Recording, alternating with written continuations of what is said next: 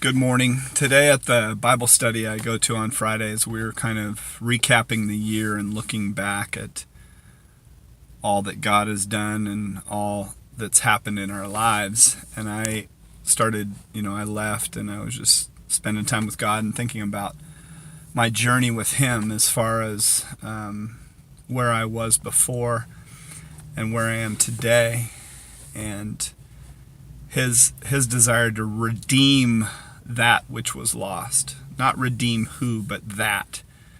And that is, our created value. I did a lot of depraved stuff in my life. I was searching for love and acceptance in women, in the party life, and everything. I didn't know who I was. I had no idea of what my created value was, so I settled for something so far less. Rich Mullins says that when we do anything to corrupt our lives, we're trying to comfort some ache that we have. And people that are living that addiction lifestyle, people that are searching for love and acceptance through man after man after man, or woman after woman after woman, they're searching for that no person can give you, which is love and acceptance that only God could give. And He can fill you up, and then you can finally love unconditionally for the first time. And that's what I'm grateful for today, is just my relationship with God. And so often, you kind of hear when a gospel's being preached that it's kind of a self-serving, that's a beneficial prayer so that you can go to heaven. It's so much more than that. It's about your life being transformed and you being set free from you. Because before, my whole life was about justifying my life by what I did. I was trying to get as much as I could out of this world because there was nothing more than me. But God, rich in mercy and grace, met me in my broken place as I cried out, "God, help me." He is a loving God, and He wants to transform your life. He wants to not just be a beneficial type of self-centered Christianity. It's about your life completely being transformed, and you have totally new perspective. You no longer live for yourself. You're able to love God with all of your heart because you know what's been done for you.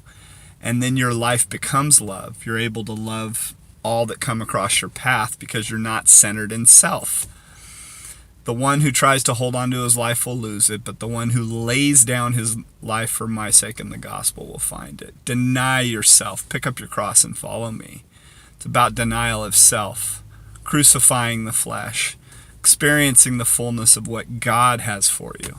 It's a beautiful life, and that's what I'm grateful for.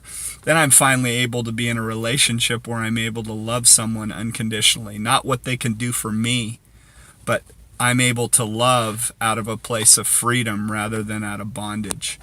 I'm so grateful for the wife that I have, for the children that I have, for the new children that I have, for Caitlin and Ryan and Tinley and Jesse, just the blessings that are all around us.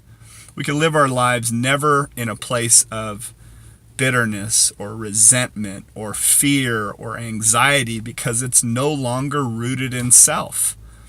The reason why we struggle is because just as many people inside the church struggle with the same things the people outside the church, because they've never really come to the end of themselves.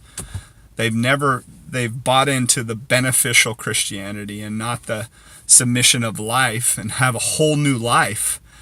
That's where the power is, because it's not your power. It's not on your will. It's on God living through you. It's you being unified with God, and then you're living your life from that place. But you have to submit your life before you get to that place, before you experience the fruit of the Spirit in your life.